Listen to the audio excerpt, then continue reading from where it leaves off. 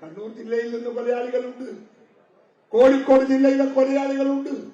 ഈ കൊലയാളികളെയൊക്കെ സംഘടിപ്പിച്ച് ഈ കൊലപാതകം നടത്താൻ നേതൃത്വം കൊടുത്ത കുഞ്ഞനന്ദൻ.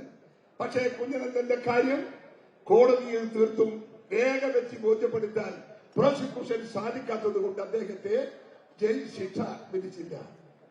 അദ്ദേഹം അസുഖം ബാധിച്ചു, അകത്ത് കിടക്കുന്നു, മരുന്ന് കഴിച്ച് അദ്ദേഹം മരിച്ചു എന്നാണ്.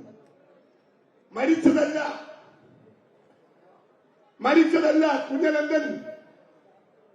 തെറ്റിയപ്പോ വെട്ടിത്തുറന്ന് പറയേണ്ടി വരും ഞാൻ എന്നൊരു വാക്ക് ഒരു പാർട്ടി കമ്മിറ്റി മീറ്റിംഗിൽ പറഞ്ഞത്. ആ പറഞ്ഞതാണ് കുഞ്ഞനന്ദന്റെ ആയുഷെടുത്ത സംഭവം എന്ന് നിങ്ങൾ ഓർക്കണം. വെട്ടിത്തുറന്ന് പറയേണ്ടി വരുമെന്ന് പറഞ്ഞത് കുഞ്ഞനന്ദൻ എല്ലാം അറിയാം. ആര് പറഞ്ഞിട്ടാണ് കൊലപാതകം, ആരൊക്കെയാണ് കൊലപാതകികൾ. കണ്ണൂരിൽ നിന്നുള്ള കൊലയാളികളുണ്ട്, കോഴിക്കോട് നിന്നുള്ള കൊലയാളികളുണ്ട്. ഈ കൊലയാളികളൊക്കെ സംയുക്തമായി നടത്തുന്ന ഒരു കൊല സംസ്ഥാന നേതൃത്വം അറിയാതെ അങ്ങനെ ഒരു കൊല നടക്കില്ല എന്ന് നിങ്ങൾക്കറിയാലോ. അതുകൊണ്ട് പ്രിയമുള്ളവരെ, ചന്ദ്രശേഖരൻ കൊല്ലുന്നതിന് മുമ്പ് തന്നെ അവർ പരസ്പരം പറഞ്ഞു. എന്ന് പറഞ്ഞു?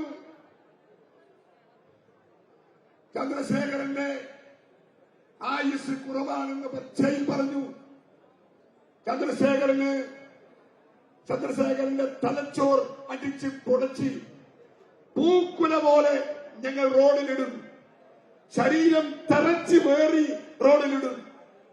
ഇത് രണ്ടും ചെയ്തു. ചന്ദ്രശേഖരൻ മരിച്ചു കിടന്നപ്പോ ബോഡി എടുക്കാൻ പോകുമ്പോ ഞാൻ പോയിരുന്നു. അമ്മ ആ മൃതദേഹത്തിൽ ഉമ്മ വെക്കാൻ, അവസാനത്തെ ഉമ്മ പൊന്നുമകന് കൊടുക്കാൻ വേണ്ടി അവിടെ വന്നു. ആ ശവശരീരത്തിന്റെ അകത്ത് എല്ലാം തുണി കൊണ്ട് കെട്ടിയിരിക്കുക. കാൽപാദം മുതൽ നെറ്റിത്തടം വരെ മുഴുവൻ സ്ഥലവും ബാൻഡേജ. അമ്മയുടെ ചുണ്ട് വെക്കാൻ മുഖത്തൊരിടമില്ല. മുഖം മുറിപ്പാടാണ്. ആ മുറിപ്പാടിൽ അമ്മ അമർന്ന് ഉമ്മ വെക്കാൻ പോകുമ്പോ അവരെ കൂട്ടിക്കൊണ്ടുവന്ന പാർട്ടി പ്രവർത്തകന്മാർ അമ്മയെ പൊക്കിയെടുത്ത് അകത്തേക്ക് പോയി. ഒരു അവസാനത്തെ അമ്മയുടെ ഉമ്മ വാങ്ങാൻ പോലും ആ ശവശരീരത്തിന് സാധിക്കാത്ത വിധം നിഷ്ഠൂരമായ കൊലപാതകമാണ് CPM നടത്തിയത്. പുനരന്വേഷണം ഇനിയും നടത്തിയാൽ കുഞ്ഞനന്ദന്റെ മരണത്തിന്റെ രഹസ്യവും ചുരുളഴിയും. ആ ചുരുളഴിഞ്ഞാൽ ഇതിന്റെ പിറകിൽ ആര് എന്ന് ഈ നാട് കണ്ടെത്തും.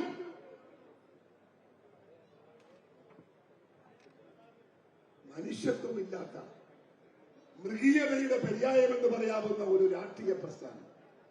സാധാരണക്കാരോട് എന്താ ഇവരുടെ പെരുമാറ്റം? സാധാരണക്കാരോട് എന്താ ഇവർക്ക് വേണ്ടി ചെയ്തത്? സാധാരണക്കാരൊക്കെ എന്ത് ചെയ്തു? എന്റെ ബാക്കിൽ നിന്ന് ഉള്ളുന്നുണ്ട്. എന്തിനാണെന്നറിയാം പ്രസംഗം നിർത്താൻ. അതുകൊണ്ട് സത്യസന്ധമായി ഞാനും നിർത്താൻ പോവുകയാണ്. വാച്ചിപ്പോഴാണ് മനസ്സിലാക്കിയത്. എന്താണ് അത് ഓനെ ചെയ്യും. ഏതായാലും ഞാൻ നിർത്താൻ പോവാണ്. എനിക്കിടെ ഒരാൾ പ്രസംഗിക്കാനുണ്ട്. എനിക്ക് അവിടെ എത്താൻ പ്രസംഗത്തിന് വാക്ക് ചുരുക്കുകയാണ്. ഞാൻ ഒരുപാട് കാര്യങ്ങൾ ഇതിനു മുമ്പിൽ സംസാരിക്കാനുണ്ടായിരുന്നു. വാസ്തവത്തിൽ ഇതൊന്നും ഞങ്ങൾക്ക് ബാധകമല്ല. ഇവരെ ഈ അക്രമവും ബോംബേറും വെട്ടുമുത്തും കൊലയൊന്നും കോൺഗ്രസിനില്ല. കോൺഗ്രസ് അതിന്റെ ആളല്ല. കോൺഗ്രസ്